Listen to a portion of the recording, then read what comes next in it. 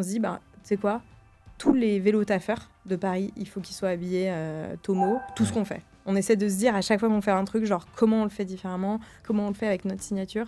Et ça, faut que ça reste vraiment. Nous, on est super fiers de se dire, on n'a pas de concurrents directs, on n'a pas de marques qui font du vêtement stylé pour le commuting. Ouais. Qu'est-ce que tu veux que les gens retiennent de toi avec ce podcast ? Il faut vraiment oser, tu vois, avoir de l'audace dans tout ce que tu fais. Moi, j'ai pas assez osé jeune, je pense, dans mes études et tout. J'ai un peu... Mais par contre, que t'as une lueur d'un truc, que t'as envie d'apprendre un truc, le faire, tu vois. Bonjour et bienvenue sur Origine. Aujourd'hui, nous avons le bonheur d'accueillir Zoé Aveline qui a créé la marque Tomo et aujourd'hui, elle va nous raconter son histoire. Bonjour Zoé, bienvenue sur le podcast Origine. Salut, merci beaucoup de votre invitation. Aujourd'hui, on est à Paris. Ouais. C'est la ville dans laquelle tu as grandi. Tu es née à Paris ? Je suis née en banlieue parisienne, Okay. dans le 92, à côté de Saint-Cloud. Okay. Et on a déménagé à Paris quand j'avais 15 ans. Okay. 15 ans, ouais, c'est ça, en seconde. Et ensuite, je suis partie à Lille faire mes études, moi, pendant 4 ans. Ensuite, je suis partie finir mes études de manière très sérieuse au Pérou et en Inde. Hablas espagnol. Et un poquito. Par contre, indien, je serais un peu... Oui. Voilà. Et ensuite, je suis revenue à Paris, ouais. Okay. J'ai fini mes études à Paris et je suis à Paris depuis. Donc, ça fait maintenant 52 ans que je suis à Paris. 52 ans, ouais, au moins. Non, ça fait depuis 2013. Donc, voilà. Qu'est-ce qui te plaît dans Paris ? Alors, Paris, moi, j'ai un rapport amour-haine total avec cette ville. Ouais. Je pense comme tous les Parisiens, quoi. Ce qui me plaît, c'est la culture, la diversité des gens, l'animation, le mouvement, tu vois. Et je vais te parler de ce qu'on fait, mais je pense que c'est au bon endroit. Ouais. Ce que j'aime moins, c'est l'agressivité, la collectivité qui parfois est mise à rude épreuve, notamment sur la route, tu vois, où tu vois bien. Et puis besoin d'espace, besoin de nature parfois, comme tout le monde, je pense. Et c'est vrai que Paris, c'est pas le meilleur endroit, quoi. Voilà. Ouais, t'as des petits parcs oui. Tu vois, qui sont tous aux extrémités de Paris. Ouais. La Seine, le bois de Boulogne et un petit peu les buttes de Chaumont, tu vois. Ouais. Mais... Et tu es allée étudier à Lille également. Ouais. Qu'est-ce qui t'a poussé vers le Nord, comme on l'aime l'appeler ? La réussite à un concours, tu vois. J'ai toujours été... moi, j'étais l'élève au lycée 11 sur 20, tu vois. J'ai hésité au lycée, après le lycée, à faire un cursus vraiment créatif pour devenir styliste. Ou bien un parcours un petit peu plus général, école de commerce, quoi. Et j'ai vraiment fait la fille sage, tu vois. Et je me suis dit, bon, je vais voir l'école de commerce. De toute façon, je pourrais faire un peu tout ce que je veux après. En tout cas, c'est ce que je pensais. Et donc, j'ai fait des concours et j'ai réussi à avoir une super école qui s'appelle l'IESEG à Lille.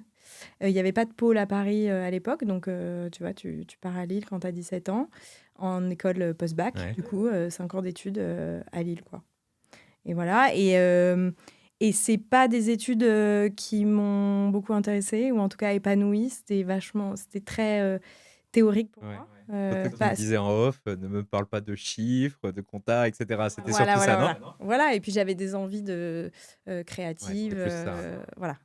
Donc en tout cas, de faire plutôt que d'apprendre des théories ou d'apprendre quelque chose que je pourrais potentiellement faire plus tard. Ouais. J'avais vraiment envie de faire. Donc voilà, j'ai passé ces années, toujours avec 11 sur 20, tu vois. J'ai voyagé, je me suis fait des amis pour la vie qui, en plus, ont tous des métiers différents aujourd'hui. Donc, c'est super riche. J'ai vraiment appris comment fonctionnait une entreprise, à travailler en équipe. Mais voilà, j'avais aucune expertise métier, aucune envie particulière en sortant. En fait, la généralité, moi, m'a mise encore plus dans l'indécision de ce que je voulais faire après que voilà.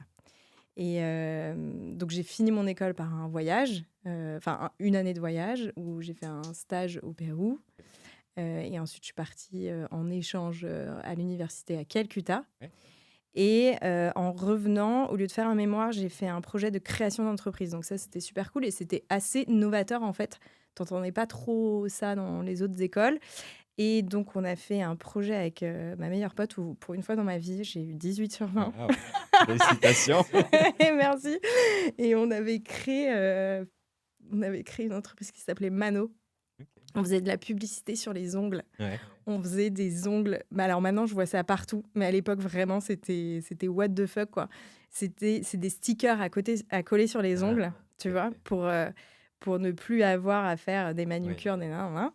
Et nous, on le faisait un peu à portée médiatique et on vendait ça comme de la pub sur les mains et tout ça, quoi. Et c'était super intéressant parce que du coup, ça te faisait avoir un projet entrepreneurial. Tu vois, pour le coup, tu fais. Ouais. Tu vois, tu balayes tous les métiers, tu rentres dans tous les métiers, tu vois. Même si aujourd'hui, si je le lis, je me dirais probablement, bon, c'était un peu jeune. Mais pour nous, c'était assez fou de le faire et de présenter ça. Donc ça m'a mis un petit peu la puce à l'oreille sur comment je voulais apprendre un métier. Voilà. Donc par rapport à ce projet, donc tu vois un petit peu tout l'aspect du business. Je monte un business plan, je fais mon étude de marché, je désigne qui est le type de clientèle que j'ai, les techniques de prospection, le SWOT, opportunité, menace, force, faiblesse. Exactement. Le 4P marketing. Tu ponds à chaque projet de groupe. Non, ouais, et puis ça te fait passer par des choses très créatives et puis des choses plus réalistes, terre à terre, financières, administratives, quoi. Donc, en fait, tu vois encore plus la création, le développement d'une entreprise de A à Z et ce que tu aimes dedans et tout, sans prendre de grands risques financiers, parce que finalement, tu es toujours étudiant. Et le seul truc qui est en jeu, c'est ton diplôme, quoi. Donc, ça va. Donc, dans le côté business, tu te positionnes, si j'ai bien compris, du côté plus type marketing créatif, plutôt que le directeur financier, très objectif. Total. Mais ça, je te le dis maintenant de manière assez solide, mais j'ai pris du temps à aussi l'assumer, tu vois, parce que quand tu n'as pas de formation, tu vois, je pense que, je sais pas si c'est un truc très français, très culturel, mais c'est vrai que quand tu n'as pas de formation particulière, expertise métier, tu as du mal à dire je suis autodidacte, je suis styliste, je suis directrice artistique, tu vois, moi j'ai mis vraiment beaucoup de temps à me le dire. Même si à l'époque, même mes boss me le disaient, tu vois, genre tu es styliste, tu es. Mais ça, j'ai mis du temps. En sortant, du coup, en finissant cette école de commerce, pour le coup, j'étais complètement perdue, tu vois. Moi, j'avais fait un master négociation internationale. Donc, en fait, qu'est-ce que tu fais dans la vie? Ça, tu vois. Enfin, il y a des gens qui savent, hein, mais en tout cas, pas moi. Et donc, j'ai l'opportunité... En fait, j'entends parler d'un master spécialisé à l'Institut français de la mode. J'entends parler de ça un peu à la fin de l'année. Je connaissais pas du tout. C'est une amie de ma mère qui lui en parle en disant peut-être que ça lui correspondrait bien. La fin des concours était 3 jours après. J'ai fait mon dossier, j'ai passé le concours et l'entretien et j'étais projetée dans cette école. Donc, trop bien. Et je me dis, ouais, c'est cool parce que si j'y arrive aussi vite, c'est peut-être que c'est un peu mon endroit et que c'est là où je vais trouver. Tu vas t'épanouir. Ouais. Poisson dans l'eau. Voilà. Et comme je ne savais pas vraiment où aller, de me rajouter une année dans le concret, ça me plaisait bien. J'ai eu la chance de le faire aussi parce qu'il faut pas et tout, mais du coup, ça me plaisait bien de raccrocher dans un secteur que j'aimais, tu vois, qui est la mode, le luxe et le design. Et de voir plus concrètement quels sont les métiers que compose ce secteur. Et donc là, j'ai fait 1 an à l'Institut français de la mode. Ok. Quand tu entres dans ton école de commerce à Lille, c'est parce qu'il y avait une ambition entrepreneuriale? C'était dans ce secteur que tu voulais évoluer? Ouais, pas du tout. Enfin, ou c'était un choix par défaut? Aucune idée. Choix vraiment général, pas de prise de risque. Je sais pas trop ce que je veux faire dans la vie, mais j'ai l'impression que je pourrais faire un peu tout ce que je veux si j'ai ça sur mon CV. Tu vois, vraiment aucune idée. Ok. Et même ça s'est pas beaucoup affiné en fait avec les années. Tu vois, t'avais un truc de... Puis quand tu rentres dans ces écoles post-bac, t'as 17 ans, quoi. Donc moi, je trouve ça super jeune. J'aime bien les modèles où tu sais, tu prends une année, soit tu vas voyager, soit tu fais des stages, tu vois. Ça... En fait, de travailler te permet de te connaître mieux et de savoir ce que tu veux faire. Absolument. Donc là, moi, j'ai plutôt passé 5 ans à passer mes examens. Grosso modo, c'était un peu ça le but. Ce qui est un peu nul, parce que si tu sais où tu vas, je pense que tu as des cours. Tu vois, on se dit souvent, si tu reprends des cours aujourd'hui, mais ce serait passionnant. Parce que tes cours, tu les choisis, parce que tu vois. Donc non, moi, j'étais plutôt en mode tunnel, tu vois. J'ai quand même, j'ai quand même bien profité aussi et humainement, ça a été super riche. Mais je suis sortie de là, je fais genre: «Waouh, le monde, quoi. Qu'est-ce qui m'attend? Qu'est-ce que j'ai envie de faire?» Aujourd'hui, tu es entrepreneuse, tu as créé ton entreprise. Est-ce que tu as l'impression que ce que tu as appris en école de commerce peut te servir aujourd'hui? Je dis souvent que je sais que ça existe. Je sais tous les métiers que compose une entreprise et maintenant, en te racontant, mon parcours un peu plus tard, tu sauras que voilà, je sais ce qui est indispensable, prioritaire, je sais ce qui l'est moins, et ça, je l'ai appris à l'école, ouais. OK. Tu vois? De voir un peu tout ce qui compose, en fait, une entreprise, qu'elle soit une TPE, PME, énorme, voilà. Tu décides de partir en Amérique du Sud. Pourquoi ce choix? Ouais, je décide parce que j'ai envie de voyager. J'ai envie de voyager en faisant quelque chose. Tu vois? J'avais, envie de faire un stage et en fait, par opportunité, il s'avère que, j'ai eu un stage dans un secteur que j'avais que j'idolâtrais quoi, vraiment, Ouais. qui est, le sport, de glisse. OK. Tu vois? Moi, j'avais envie de Snowboard, bosser skate. voilà, moi, j'avais envie de bosser pour Quicksilver, quoi. OK. Pour Franchement, Quicksilver? ah ouais, c'était genre mais depuis toute petite, quoi, tu vois?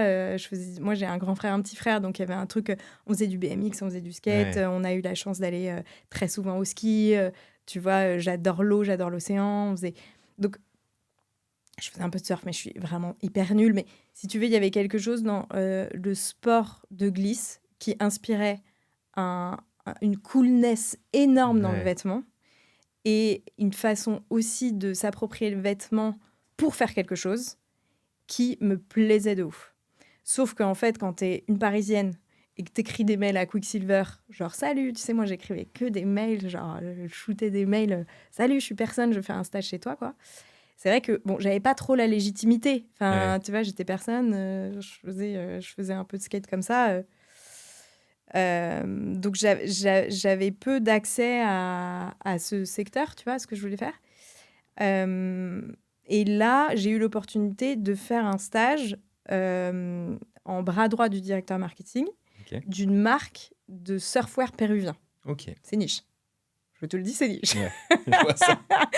Mais c'était, en gros, c'est vraiment l'équivalent de Quicksilver au OK. Pérou, quoi. Donc c'était génial. Et puis j'avais envie d'aller en Amérique du Sud, découvrir le Pérou.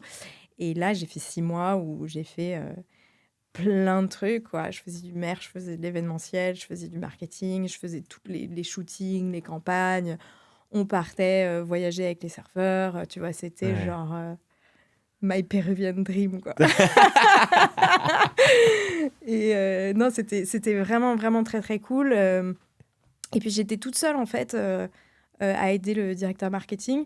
Et lui, il avait un truc vraiment hyper important. Il avait conscience... J'étais pas payée. Ma vie là-bas coûtait bien moins cher que celle en France, donc j'arrivais à équilibrer, tu vois. Ouais. Mais j'étais pas rémunérée pour ce stage. Et il en avait vraiment conscience. Donc, du coup, il me faisait faire tout ce que j'aimais. OK. Tu vois, c'était même pas que Ouais. l'aider, c'était vas-y, apprends, quoi. Ouais. Si je peux, moi, te rendre l'appareil, si tu m'aides, c'est que tu Bien appris sûr. quelque chose. Donc, ça, c'était vraiment, vraiment hyper intéressant pour moi. Et pour le coup, j'étais dans le faire et dans un truc que j'aimais, quoi. Donc, tu vois, ça a affiné un petit peu mes projets. C'était dans le cadre de ton cursus scolaire? Tu as Ouais. trouvé l'entreprise avant d'aller au Pérou? Ouais, j'ai fait, en fait, à la fin de l'école de commerce, c'était ma 5e année, où j'ai pu prendre 6 mois off, mais où tu peux avoir des conventions de stage. Donc, moi, j'ai fait mon stage et ensuite, je suis partie à l'étranger. Et là, dans le cadre de l'école, tu vois, en échange. Sachant que si tu pars en échange en 5e année d'école de commerce, Ouais. c'est que t'es pas une très bonne élève. Mais t'es contente. Ouais, bien sûr. Voilà. Et j'imagine que tu as dû apprendre à parler espagnol là-bas, parce que je te posais la question si hablas espagnol Ouais, un poquito. un peu. Le seul truc, c'est que du coup, la personne avec qui je bossais était ravie de parler anglais. Ah oui. Et donc, on a Bien sûr. plutôt parlé anglais qu'espagnol. Ok. Donc, malheureusement, j'aurais pu apprendre 30 fois plus que ce que j'ai fait. Ok. J'ai beaucoup parlé anglais, quoi. Il y avait 2 accents anglais, un peu un français et un péruvien, mais ouais, j'ai plus parlé anglais dans mon cadre professionnel là-bas. Ok. Et t'es partie toute seule? Et je suis partie toute seule, ouais. Ok. Dans une coloc à 10, tu sais où tu Ouais, retrouves... genre l'auberge espagnole avec Ouais, Romain voilà. Duris. Ouais, exactement. Tu retrouves... on était vraiment 10 dans des maisons de tous les pays différents. Trop bien. Il y avait des étudiants, il y avait des gens qui bossaient, Ça, c'était vraiment trop bien. Super. Ouais. Et ensuite, l'Inde? Ouais, donc là, je pars en échange en Inde avec ma meilleure amie, qui j'ai fait toutes mes études un peu les inséparables, quoi. Et on part à Calcutta, à IIMC de Calcutta. Donc là, c'est un choix. On savait pas trop où on allait, quoi. On se dit, super, on va en Inde, on va toutes les deux, on va découvrir l'Inde, on va voyager, on va. Et donc là, c'est vraiment. Alors, les échanges, je sais pas, dans les différents pays, il y a des pays où tu bosses beaucoup, où tu es vraiment très encadré. Bon, l'Inde, on n'avait pas beaucoup de cours par semaine, tu vois, c'était aussi assez généraliste. T'es vraiment là, plongé plutôt dans l'échange Ouais. culturel, dans le voyage. Là, tu te retrouves à 45 nationalités différentes. Tu bosses aussi avec les Indiens et tout. Donc ça, c'est plutôt riche vraiment humainement et comment tu bosses avec les autres Bien sûr. et comment tu voyages et comment tu prends aussi plein d'inspiration et ailleurs que dans un cadre, tu vois, d'école, quoi. Je trouve que c'est super important. Dépaysement total en allant en Total, Inde? total. J'avais déjà fait un voyage là-bas quand j'avais 17 ans, de 3 semaines. Et là, on est reparti 6 gros mois. Ouais, dépaysement total, quoi. Ouais. Vraiment, t'as aucun... Enfin, t'as rien qui te rapproche de ta culture. Tu vois, c'est un des seuls pays où j'ai ressenti ça. Donc, en fait, tout est loin de toi. Tout est différent. T'as la moitié qui est intéressante, riche et joyeuse, et t'as l'autre qui est super difficile, quoi. Ouais. Donc, c'est un mélange, c'est 2 salles, 2 ambiances. Tu vis des trucs de ouf, qui soient bien ou mauvais, des trucs de ouf, qui te construisent pour le coup toi, qui Ok. t'est... ouais, enfin, je pense qu'on a beaucoup grandi, quoi. On s'est mis dans des situations, et puis ça peut être des situations à risque. C'est un pays où, voilà, quand t'es une femme qui vient d'Europe et tout, toute seule dans les trains en sleeper class, donc Ouais. tu vois, la classe, donc quand tu voyages en train pendant 12 heures, ça peut être costaud. Donc tu te forges aussi une sorte de solidité, voilà. Mais ouais, on a beaucoup voyagé aussi, tu vois. On a fait 4 mois en fait à l'école et 2 gros mois de voyage. Trop bien. Ouais, trop Moi, bien. j'achète un tuk-tuk et je fais le tour de l'Inde. Ah ouais, mon rêve. Moi aussi, ce serait mon rêve. Hyper dur de conduire un tuk-tuk. Ou en moto. Ouais, en moto, ouais. J'ai vu des mecs sur YouTube qui font des paris Mumbai en moto. Ah ouais, c'est Je trouve dingue. incroyable. C'est dingue. Et puis il y a des endroits de fou à faire en moto là-bas, le Ladakh et Ouais. tout. C'est le pays de la Royal Enfield, donc tu vois, tu as des vieilles motos. La route, c'est un peu costaud en Inde, tu Ouais. vois, ils regardent pas derrière, donc Non. faut pas avoir peur, quoi, mais bon. Et ouais, des paysages de fou, quoi. Moi, franchement, ça m'a vraiment changé, et c'est dans le bon sens, quoi. Voilà. On va parler de ton aventure entrepreneuriale, notamment Ouais. avec Tomo. Qu'est-ce qui s'est Ouais. passé entre je reviens d'Inde et la création de Tomo? Ouais, alors, il y a eu une rencontre avec Guillaume Gibaud. Donc, c'était à l'époque où, parce qu'avant Tomo, donc j'ai bossé pendant 7 ans pour le slip français. Oui. Voilà, donc c'est ça un peu... Moi, mon histoire entrepreneuriale, elle est vraiment faite de rencontres. Tu vas le voir dans mes 2 vies professionnelles que j'ai eues. C'est plus ça que j'ai absolument envie d'entreprendre. Tu vois, Ok. c'est... ce qui, je pense, est différent de plein d'entrepreneurs, tu vois. Et moi, ce qui m'intéresse aujourd'hui, c'est de comprendre pourquoi tu veux entreprendre. Tu vois, tu as plein de raisons. Tu as des gens qui veulent faire de la thune, des gens qui veulent forger leur identité. Il y a des gens qui cherchent à changer de classe sociale. Il y a des gens qui cherchent à s'amuser. Enfin, tu vois, il y a plein de raisons pour lesquelles tu voudrais entreprendre. Moi, c'est un peu, j'avoue, une rencontre, genre, OK, bah, on m'emmène là, j'ai envie de voir. Et en fait, il s'avère que j'ai adoré la façon de travailler. Et que ça m'allait bien à ma personnalité, mais ça aurait pu être une cata, quoi. Ouais. Donc, en fait, je suis en école, donc dans cette école, l'Institut français de la mode, qui était génial, que j'ai adoré pour le coup. Et on commençait à parler du Made in France. Nous, on avait visité des usines en France de textiles, de vêtements, mais c'était vraiment des maisons de luxe, tu vois. On est allé voir Hermès, etc.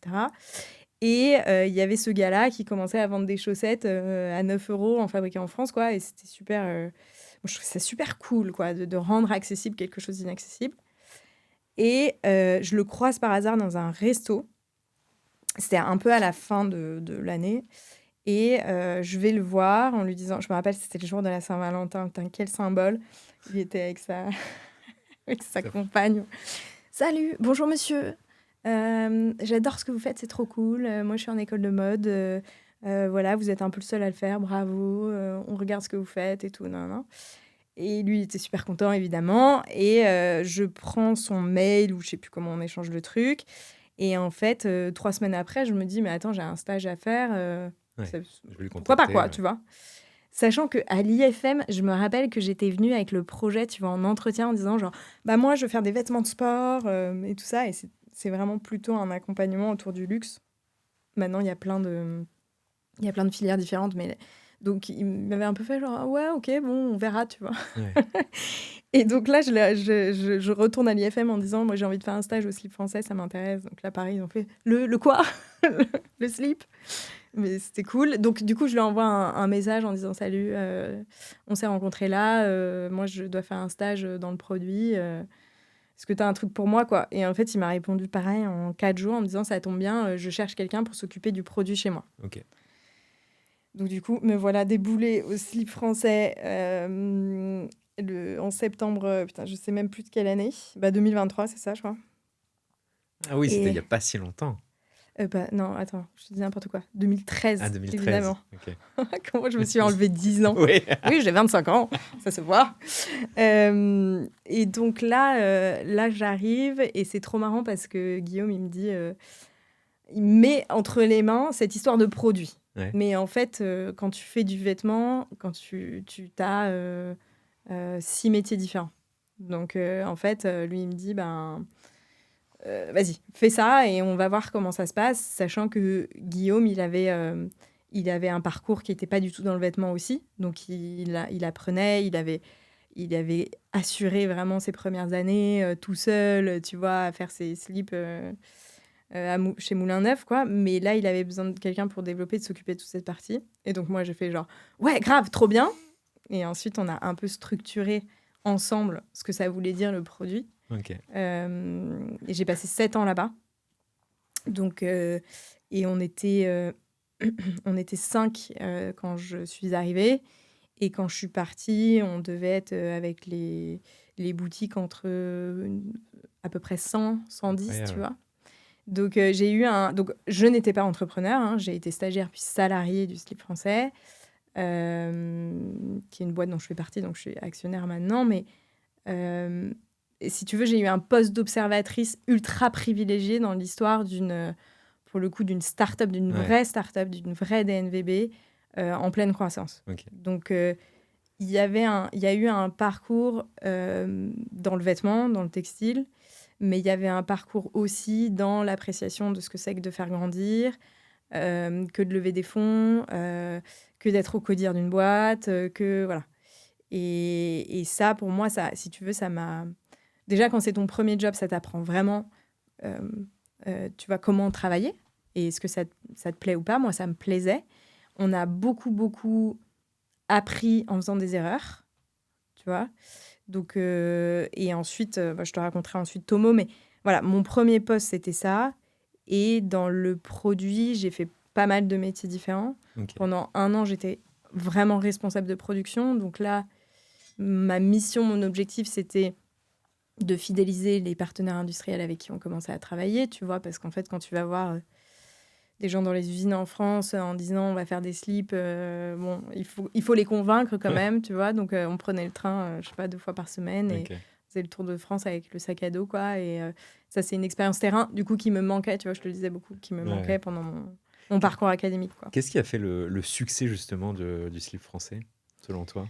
C'était l'époque du Made in France, etc. Ouais, mais je crois qu'au fond, le succès, ça a été l'engagement sociétal, quoi, tu vois. Je pense que c'est ça, ça a apporté un projet qui faisait du bien, un projet de réindustrialisation française, un projet aussi une communication sur la connaissance du secteur, la connaissance du métier, la valorisation d'un métier de main.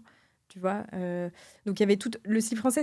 Pour moi, c'est particulier. Ce n'est que mon avis, mais c'est une boîte, enfin c'est une entreprise, une belle entreprise qui vend des produits textiles, qui vend du sous-vêtement, mais qui vend aussi un engagement. Ouais. Tu vois, donc en ça, elle est vraiment particulière et je pense Absolument. qu'elle fait l'objet de plein d'études, justement, Ok. dans des écoles et des écoles de commerce pour ça. Parce qu'en fait, quand tu achètes le slip, tu soutiens, quoi. Tu Ouais. soutiens et tu t'engages et ça c'est vachement fort. Ouais. Aujourd'hui, tu peux, dans ton achat, dans ta consommation de textile, être engagé dans ce que tu choisis, mais ça va être plutôt, tu vois, dans le choix de ta matière. Et maintenant, c'est de plus en plus Ouais. où c'est fabriqué. Ok. Mais à l'époque, c'était assez... c'était même très innovant, quoi, l'histoire qu'on racontait. Parce que toute la conception se faisait en France. Tout. La production également. Mais tout. Comment vous Enfin, avez... le sac, la boîte, aller trouver des boîtes fabriquées en France et de mettre ça dans ton équation économique de marge et tout, c'est un taf énorme, quoi. Bien sûr. C'est... ouais. Ce qui m'intéresse de savoir, c'est dans cette économie de marché, un monde très libéral, avec des flux financiers, des transports de marchandises sans frontières, comment vous avez pu vous positionner justement par rapport à ça? Parce que j'imagine que vous arrivez avec un produit, certes, qui est plus cher. Il y avait cette proposition de valeur de dire on a un engagement, une responsabilité sociétale. Est-ce que c'était est-ce que c'était ce qu'attendaient vos clients? C'est-à-dire, on est prêt à payer un petit peu plus cher par rapport à des marchandises qui viennent du Bangladesh ou de l'Inde, mais on a l'impression d'avoir une vraie responsabilité au niveau de la société. Ouais. Oui. C'était ça? Ma réponse est oui, elle s'arrête là. Ok. Non, oui, complètement. Il y a eu beaucoup de... Je pense qu'en plein de marques qui proposent des produits au juste prix, tu vois, il y a quand même beaucoup d'attentes du client quand tu es une jeune marque et que tu vends des produits à un positionnement premium, haut de gamme.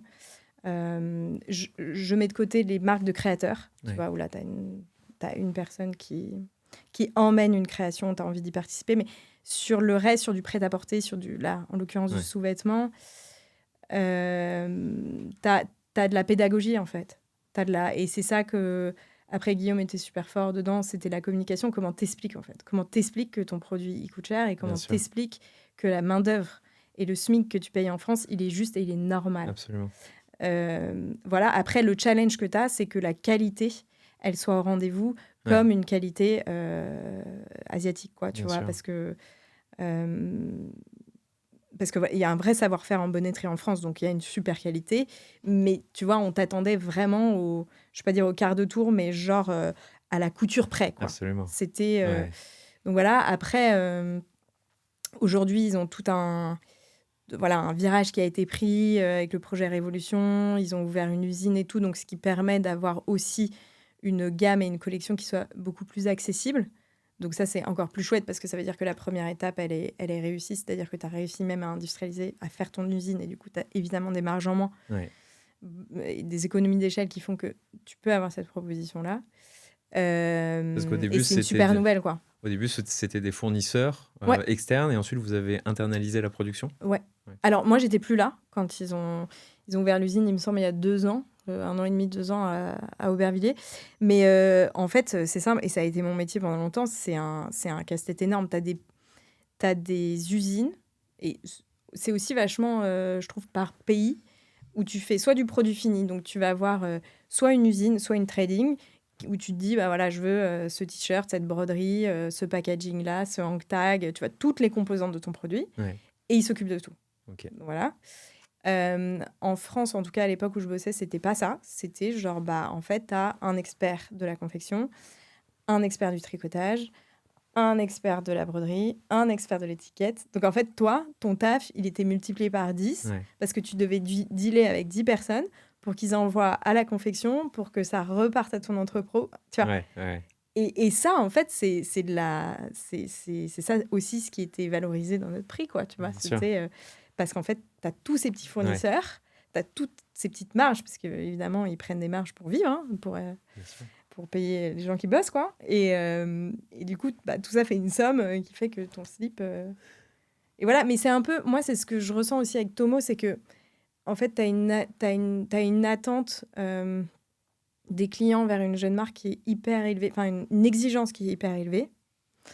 Et du coup, sur tes prix, tu sais, tu dois être tout. Tu dois être engagé, tu dois être bon qualitativement, tu dois faire pas loin et tu dois être pas cher. mais en fait, ça marche pas ensemble. Ouais. Et surtout, quand tu le remets dans le paysage, en fait, tu te rends compte que parfois, bien souvent même, tu es au même prix que grosses marques qui fabriquent bien ailleurs. Et en fait, ces marques sont tellement ancrées dans le paysage et dans ce qu'on connaît depuis longtemps que tu vois, tu regardes même pas, quoi. Bien sûr. Mais parfois, le slip, on était au même prix qu'un Calvin Klein, quoi. Ouais.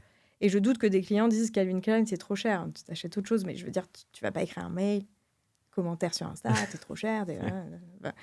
Donc, c'est ça qui est un peu à dealer au début et à te repositionner et surtout à être fier de son Bien prix, sûr. quoi, tu vois, parce que le prix, il est juste, le prix, il fait Parce que la finalement, on ne boîte. vend pas qu'un produit, on vend une histoire, on vend un... Ouais, puis on vend du taf, enfin, on Ouais, vend ouais, du aussi, travail, ouais, c'est clair. on vend des gens qui fabriquent, on vend nous, ce qu'on fait aussi, Bien tu sûr. vois, et puis on vend les dépenses qu'on fait en marketing pour que tu nous connaisses, tu vois. C'est Absolument. pas... on est plus... Je trouve qu'on n'est plus dans une histoire de... on marche comme des porcs pour faire une croissance de ouf et genre, en fait, tu essaies de marger assez pour que les gens dans ta boîte soient bien payés et heureux, Ouais. quoi. C'est un peu... Désolé, c'est un peu bisounours, mais en tout cas, c'est comme ça c'est comme ça qu'on a fait au slip, tu vois, pour être un peu juste, parce que c'est aussi ça l'engagement, je trouve, des entreprises aujourd'hui, c'est de se dire, genre, bah, en fait... quel bénéfice tu fais si tu en fais dans ta boîte et comment tu les redistribues et de manière humaine et sociale, quoi. Nous, c'est ce qu'on essaie de faire à notre toute petite échelle aussi avec Tomo Closing, tu vois, ça m'est resté propre. Donc en fait, il faut que ton prix, il soit justifié pour toi, il soit juste, et ensuite comme ça, bah, tu peux en parler à tes clients. Après, ils adhèrent pas. Absolument. Tu peux pas aller chez eux et cliquer sur le bouton, quoi. Tu vois. Cliquer sur le bouton, très boomer. Hein. Il n'y a plus de souris, oui, il n'y a plus de... Et après cette expérience, donc tu décides de créer ta marque Ouais, qui s'appellera Tomo. ouais. Pourquoi Tomo? Et bah, c'est moto à l'envers. Ah, j'aurais pensé que c'était Tomo qui vient de l'espagnol. Non, alors Tomo, c'est un mot japonais qui veut dire Ok. ami. Nous, donc, on est Tomo Closing et on fait... C'est une marque de prêt-à-porter Ok. technique pour le deux roues, particulièrement le vélo. Ok. Ça accompagne la mobilité urbaine. Ok. Donc, la mission, si tu veux, c'est de créer des vêtements qui soient ultra désirables, qui soient mode, mais qui ont une fonctionnalité qui accompagne ton mouvement, tu vois, qui ont une utilité. Ok. Et Tomo, donc oui, je me suis relancée dans un projet entrepreneurial aussi, en fait, grâce à une rencontre. Voilà, j'étais un peu sortie du slip, justement, en me disant, je suis crevée. On a vécu plein de choses. J'étais un peu pleine d'émotions, d'expériences. J'avais plutôt envie de rejoindre une entreprise, tu vois, pour le coup, de me mettre dans un encadrement, je sais pas si on peut dire ça, salarial. Ouais. Tu vois, j'avais envie d'être salarié, quoi, d'être Ouais. peinard. Ticket resto, ça. Le salaire à la fin du Salaire, mois, le même. voilà. Ce que j'avais au slip, évidemment, hein, mais c'était un peu plus rock'n'roll que voilà.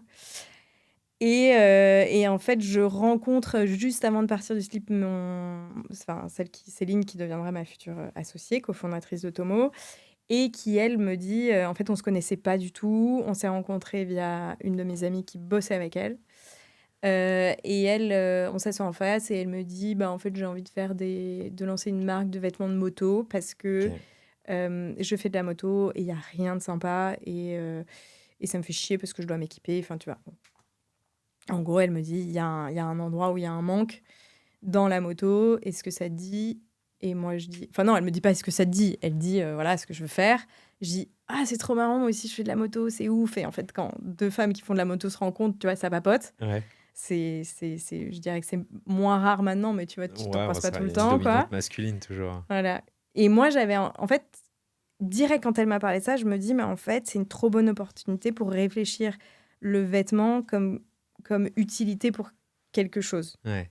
Tu vois, il y avait un truc, moi j'adore les vêtements workwear, tu vois, j'adore me dire que le vêtement a une utilité, Bien tu sûr. vois, tu le portes parce qu'il te facilite quelque chose. Ouais. Et aussi, moi j'avais une super frustration de comparer le vestiaire de mon mec au mien et de me dire que ces matières étaient plus résistantes, qu'il y avait des poches trop bien où tu pouvais mettre tout dedans et que tu n'avais pas besoin de sac, que tu vois.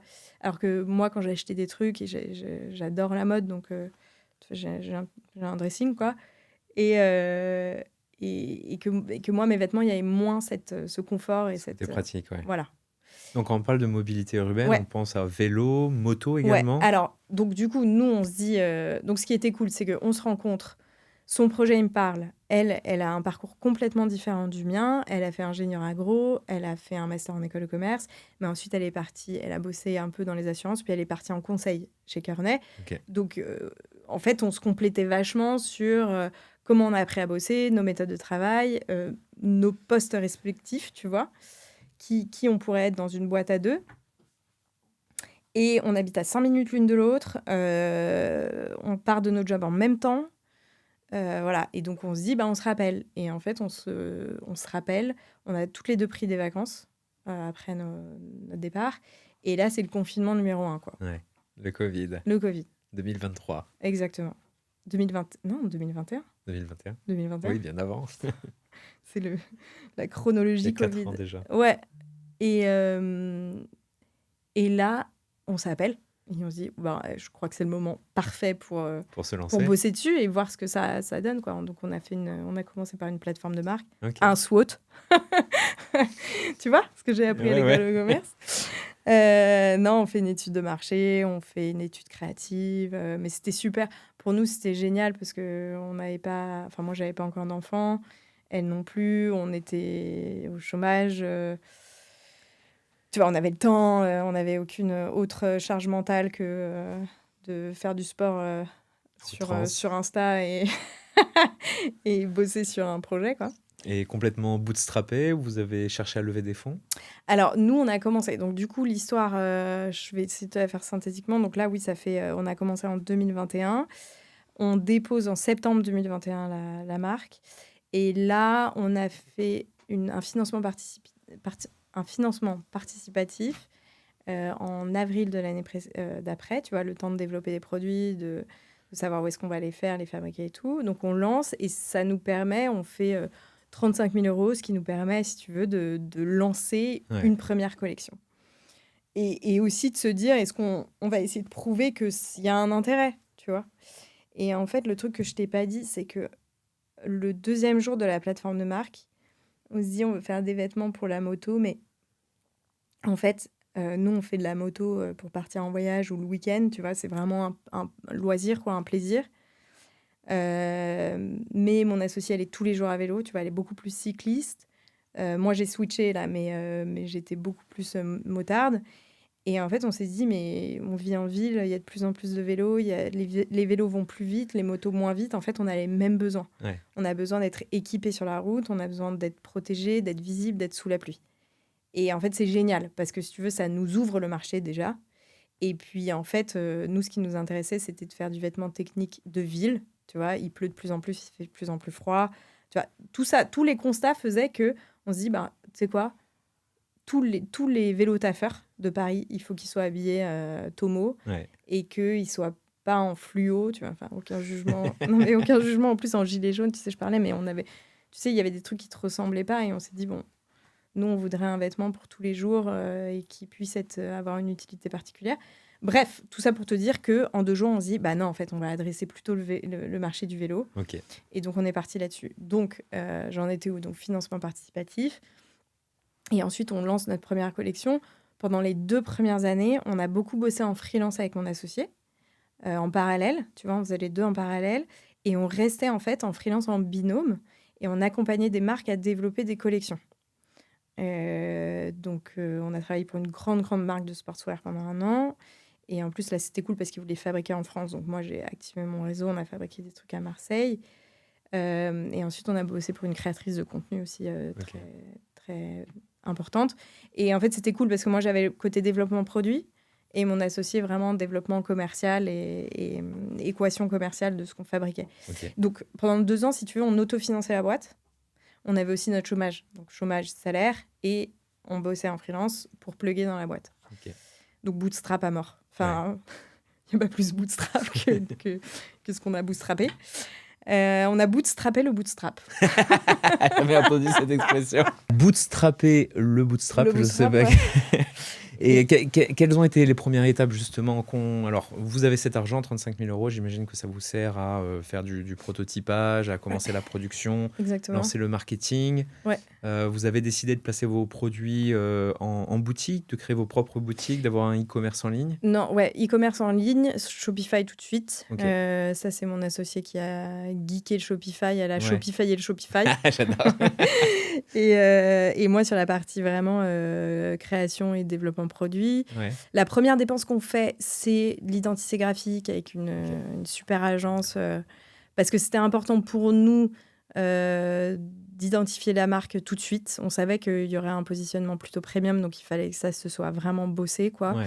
Et surtout qu'on allait avoir une proposition qui, au début, on s'adressait que au marché féminin, maintenant plus du tout, mais on avait une proposition qui était plus accessible enfin, non, mais qui était plus normale, on va dire, sur le marché masculin. Tu vois, Ok. de mixer un espèce d'hybride entre le technique et la fringue de ville, quoi. Ouais. Et donc, du coup, on n'avait pas du tout envie que ce soit trop...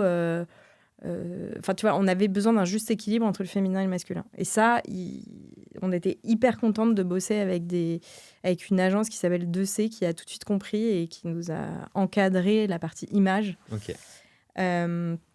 Donc voilà, là, on est parti. Et en fait, alors attends, 2021 et 2022, c'est notre vraie première année commerciale, où là, on se concentre vraiment sur l'e-commerce, mais on fait des salons, on fait un pop-up store, tu vois. On est invité au bon marché, Trop bien. tu vois. Donc, en fait, on a eu plein de petites opportunités comme ça qui ont fait qu'on a pu tester aussi tous les canaux de distribution, voir Ouais. on mettait notre priorité en fonction de nos moyens aussi, tu Ouais. vois, et comment t'équilibres ça sur une année. Et ensuite, en 2023, on fait une première levée de fonds auprès d'un family office et d'un business angel.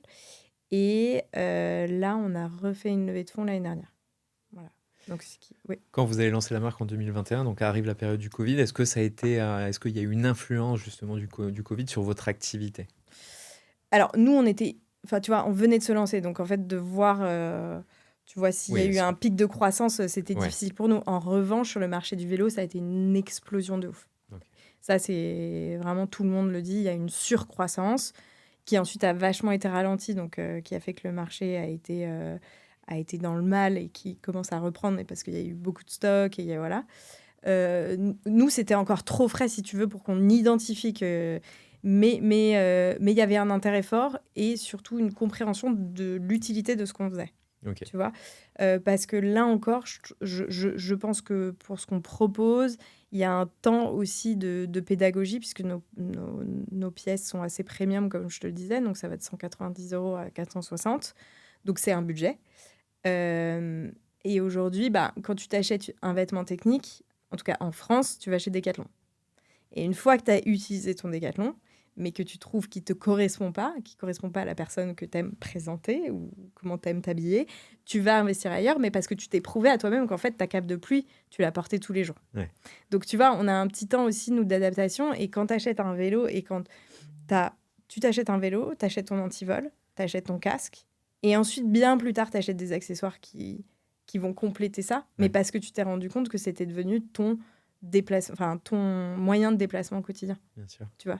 Et je pense que t'en es pas convaincu au début. Tu sais pas que, en fait, quand tu prends ton vélo maintenant à Paris, à Bordeaux, à Nantes, tu vois, il y a des villes qui étaient beaucoup plus vélo que Paris qu'avant, donc, mais que tu vas le prendre l'hiver, que tu vas le prendre quand il pleut, et que de toute façon, c'est comme ça maintenant que tu déplaces, et que ça va plus vite, et que c'est plus cool.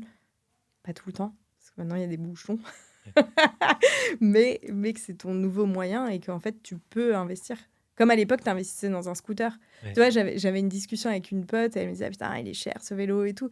Je dis, bah ouais, mais avant, t'achetais des scooters à je sais pas combien, à 2000, 3000 €. Et en fait, tout le monde trouvait ça normal, tu vois. Mais en fait, aujourd'hui, ton scooter, il est remplacé par un vélo. Donc déjà, c'est mieux. C'est mieux pour toi, ta santé mentale, parce que c'est chambé pour la santé mentale, le vélo. Ça te permet de déconnecter, t'es pas sur ton, tu vois. Et en même temps, pour ta santé physique, parce que tu fais du sport, quoi, sans avoir... Et surtout, en fait, tu l'utilises tous les jours. Donc, tu vois, il y a aussi, encore une fois, tu vois, un changement d'achat, de consommation, mais tu as besoin de temps pour le comprendre. Bien sûr. Et il y a ce besoin d'être swag, même sur son vélo. Ouais, Et de laisser tomber le côté gilet jaune avec ouais, le clignotant rouge derrière voilà. le casque. Ouais. Bon, après, vraiment, aucun jugement parce que c'est super important et que il y a plein de cyclistes qui veulent ça, tu vois, et qui se sentent vraiment protégés et visibles par ça. Et il y a une autre partie de la population qui a envie, en fait, de mixer leur journée avec l'utilisation du vélo. Donc, Ouais. nous, notre promesse, c'est de dire, vous ne vous changerez plus de la journée Ouais. parce que, effectivement, quand tu as quelque chose qui est vraiment fait pour ton vélo et qui te donne l'impression d'être soit un cycliste de haut niveau, soit que tu as piqué une fringue à je sais pas qui est trop grande, soit que tu vois, il y a des gens qui aiment pas et qui se changent en arrivant au bureau et Ouais, c'est ça. tu peux pas aller à un rendez-vous, tu peux pas aller le soir au ciné avec ta date Tinder, tu peux pas. Donc, nous, c'était un peu de se dire, bah, en fait, on va vous équiper avec un vêtement que vous aimez et en plus, on va ramener un usage précis et donc le vêtement, il est justifié, tu vois. Bien sûr. Donc, par exemple, le bomber que tu portes, Que je montre à la est un caméra, bomber que j'ai bien envie de garder après. c'est un bomber de protection, donc il est Ok. certifié pour la moto, mais aujourd'hui il est acheté Ah oui, il y a vraiment à il y a 90% des par des épaulettes. cyclistes. Voilà. Ok. Et donc il y a des épaulettes, la matière est anti-abrasive, il est imperméable et tu as des empiècements réfléchissants au dos, mais qui Ouais. ne sont pas argentés, qui ne sont pas fluo, tu vois. Et il y a les poches pratiques. Toujours des poches, toujours 4 poches. L'idée, c'est si tu veux pas porter de sac, tu mets pas de sac. Et tu as des poches, tu vois, sur mon jean, c'est con, mais on a mis la poche du smartphone sur la cuisse. Ah, trop bien. Bah, parce que quand tu es à vélo Ouais. et que en fait, ça Ok. ne fonctionne pas. Je sais pas si vous voyez à la Ouais, caméra. Mais tu vois, ouais, c'est important pour nous. Et du coup, ce sont des vêtements qui peuvent être aussi polyvalents pour la moto que pour le vélo. C'est-à-dire que moi, en tant que cycliste et motard, je peux utiliser ce. Ouais. Ça a Ouais, été ouais. Bah, prévu pour et motard, conçu en pour. fait, de toute façon, tu t'équipes comme tu veux, sauf le casque, Oui. évidemment, qui est obligatoire. Le casque et les gants qui sont obligatoires. Sur le reste, c'est toi qui décides. Ouais. Celui-là, il est certifié pour la moto. Ok. Donc, tu peux l'utiliser sur la moto. Mais comme je te disais, aujourd'hui, nos clientes et clients qui achètent, parce qu'il y a beaucoup de clients qui achètent ce Bombers, sont à 85% des cyclistes. Tu vois, qui sont soit sur des vélos qui vont aujourd'hui à 25-30 km/h, soit même qui ont eu des accidents ou qui ont peur des accidents. Et leur besoin à eux, c'est de la sécurité. Ok. Tu vois, c'est de la protection contre les chutes. Est-ce que tes voyages, c'était au Pérou, Ouais. à Calcutta, en Inde, Ouais. ont façonné la façon dont tu conçois le design de vêtements aujourd'hui? Je dirais plutôt au Pérou, enfin, tu vois, inspiré plutôt de la confection des vêtements de sport. Tu vois, c'est ça qui va me travailler, qui va me challenger. C'est se dire, voilà, t'achètes un vêtement de sport, t'as une haute exigence de ce qu'il va t'apporter. Tu vois, il faut qu'il soit stretch, respirant, ou alors même une doudoune parce que tu pars Ouais. tu vois, au ski ou je sais pas, faire une rando, bref.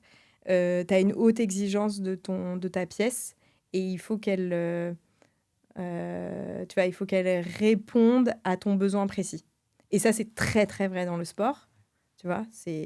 Et en fait, moi, je m'inspire beaucoup de ça, donc je l'ai fait beaucoup au Pérou, tu vois, où je m'occupe, enfin, tu vois, j'accompagnais aussi sur les produits, mais sur le choix des matières, des maillots de bain, tu vois, que tout ait un intérêt, soit que tu portes la marque, parce que ça te confère l'état d'esprit de la marque, mais sur la partie sportive, que ça t'apporte du confort et que tu n'y penses plus quand tu fais ta pratique.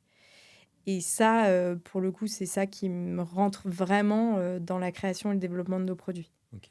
Et c'est pour ça qu'on a une haute exigence, tu vois. Les matières qu'on utilise, c'est des matières qui sont utilisées pour des vêtements de montagne, tu vois. Alors que bon, en ville, tu restes 20 minutes max sous la pluie torrentielle. Je veux dire, la plupart des cyclistes, quand il fait tempête, tu t'arrêtes, t'attends que ça passe, tu vois. Mais on a eu cette exigence qui vient vraiment du sport. Et Ok. pourtant, notre marque est pas sportive. C'est une marque technique, Ouais. mais pas sportive. C'est un peu ça le... Est-ce qu'on parlait de mobilité urbaine, donc il y a ce mélange, cette hybridité, je ne sais pas si c'est un mot qui se dit, Ouais. hybridité Bon, de d'ailleurs, toute façon, on dit n'importe quoi Entre- dans ce podcast, tu vois, donc... entre utilité et justement avoir ce côté stylé Ouais. quand même. Est-ce qu'il y a d'autres verticales que vous souhaitez développer ou que vous êtes déjà en train de développer, c'est-à-dire par exemple le côté trek, randonnée, alpinisme Bah, là, on va travailler. Là, notre priorité, je vais dire, en termes de développement produit, ça va être de travailler sur le printemps et l'été, parce que nous, on est vraiment identifié comme une marque, alors plutôt de vestes et de manteaux, plutôt imperméable. Nos best-sellers, c'est vraiment de l'imperméable, Ok. et ou de la protection. Tu vois, on est identifié comme ça, mais du coup, tu t'équipes vraiment Ouais.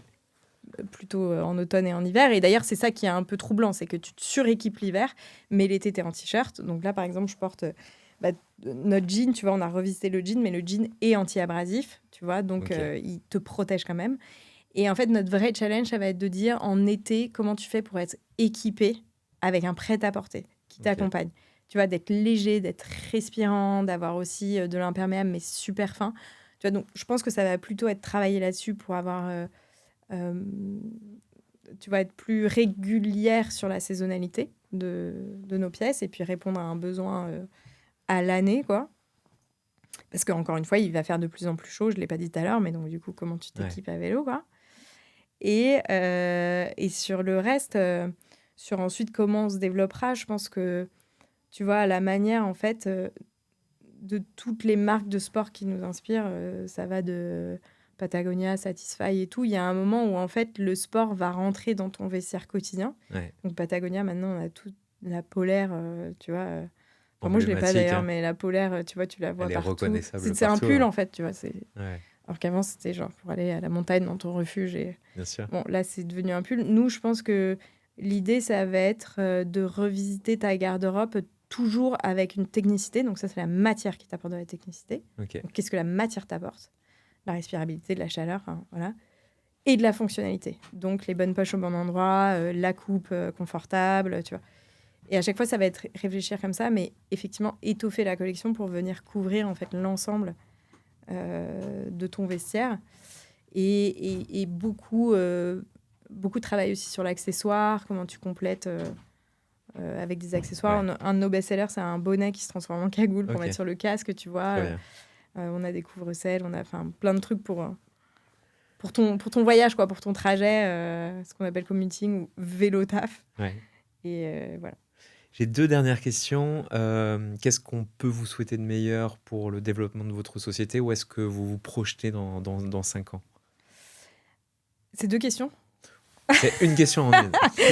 Là, ce qu'on se souhaite là aujourd'hui, on est vraiment dans une année day-to-day, quoi, tu vois, où il faut qu'on fasse une belle année et qu'on va faire. Mais là, notre objectif, moi, ce que je souhaite, c'est qu'on soit vraiment distribué dans des belles enseignes. Aujourd'hui, on les patrons, on a mis beaucoup plus l'accent sur l'e-commerce pour plein de raisons différentes. Mais aujourd'hui, je pense, j'aimerais que on soit présent dans des enseignes en France et en Europe, et surtout en Europe du Nord, qui peuvent porter la marque. Tu vois, ça, ce serait vraiment bien.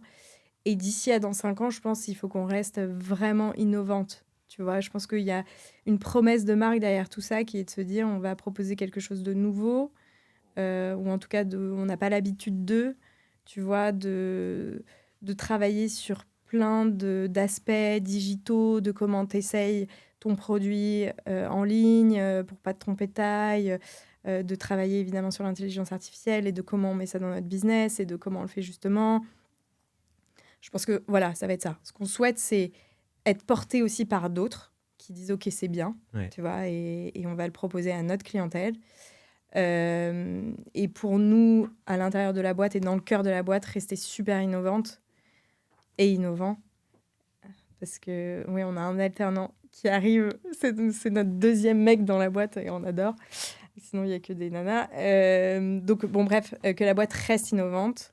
Et sur vraiment à 360, quoi, sur tout ce qu'on fait. On essaie de se dire à chaque fois qu'on fait un truc, genre comment on le fait différemment, comment on le fait à notre sauce. Je sais pas si on le fait différemment, mais comment on le fait avec notre signature. Et ça, faut que ça reste vraiment. Il y a 2 jours, je me suis connecté sur Amazon et j'ai vu, ils avaient mis un chatbot en bas de la page. Qu'est-ce que je peux faire pour vous, etc. Je recherche un produit. Il va lister tous les produits qui sont les best-sellers. Et je pense que c'est le futur, effectivement, du e-commerce. Et puis ça change, tu vois, sur le marketing, sur le customer service, customer care. Maintenant, tout le monde est plugué sur WhatsApp. Tout le monde, tu vois, et c'est de se dire, OK, on le fait parce que ça devient la norme, mais qu'est-ce qu'on fait en avance? Qu'est-ce qu'on fait de plus, tu vois?